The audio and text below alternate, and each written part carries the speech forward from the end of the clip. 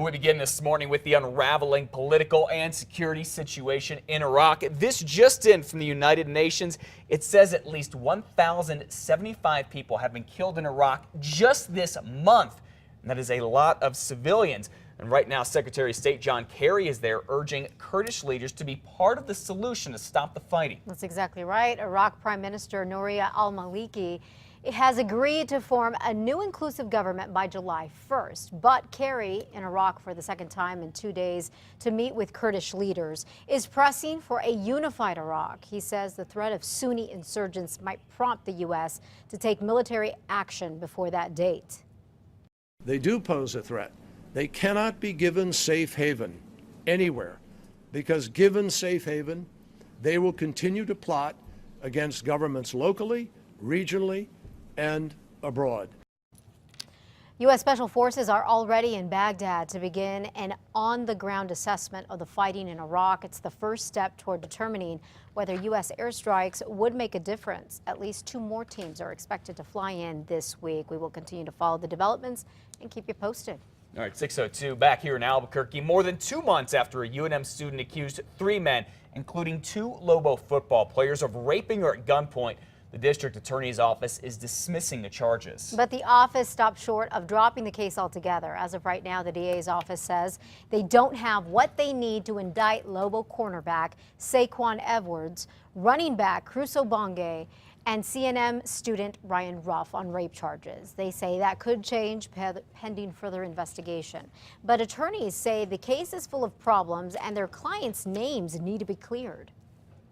What we can do is put forth the evidence we have to show conclusively a rape did not occur.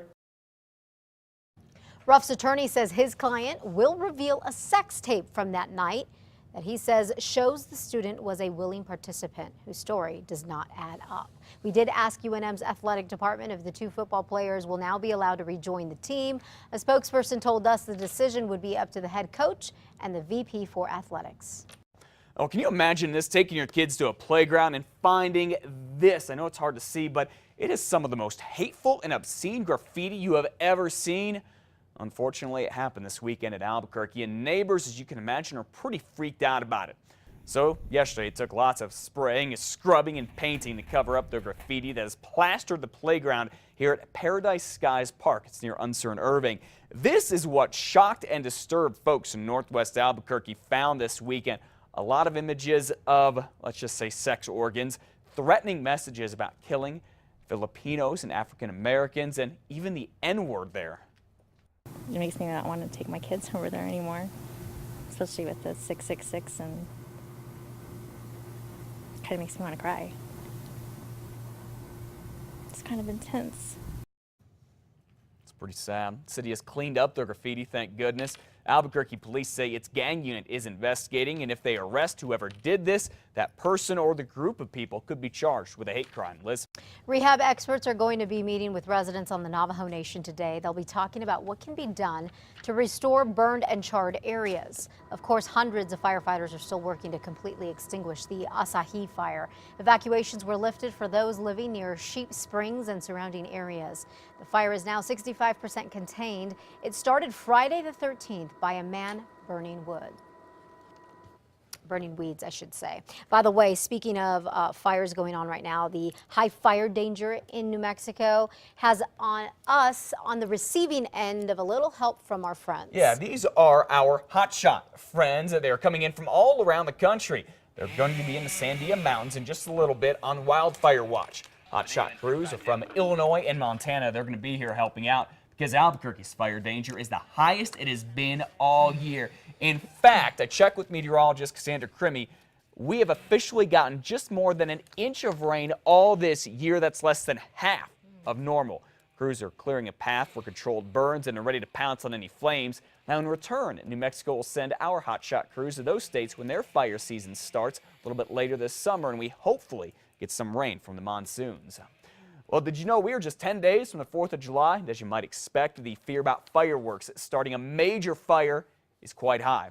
Check out this flyer coming out of Farmington promising violators a fine of up to $500 and maybe getting to spend 90 days behind bars, or both. So here's what is illegal in that region.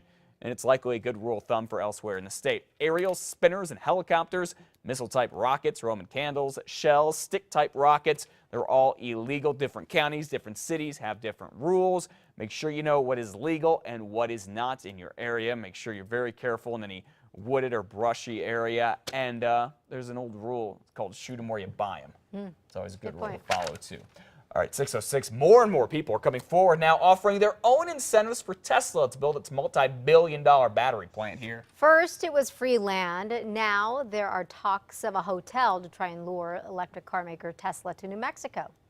I think it's important for business leaders around the city of Albuquerque to be supportive, to say, hey, you know, we've got money to invest and we've also got a vision for our city. And that man right there is the president of Total Management Systems. He says he will build a hotel next to the Gigafactory if Tesla comes. This comes just after last week when a local investor, John Edward, offered up 400 acres of land free of charge. Governor Susana Martinez says she has had plenty of talks with Tesla's CEO. She can't go into detail about what the state is offering, whether it's land, tax breaks, or easy railroad access, but there have also been talks of a special session to lure the company here. The governor says she is happy that the private sector wants to get involved, but says it may be a better idea to wait until the negotiations unfold. Tesla is expected to announce where they will build by the end of the year.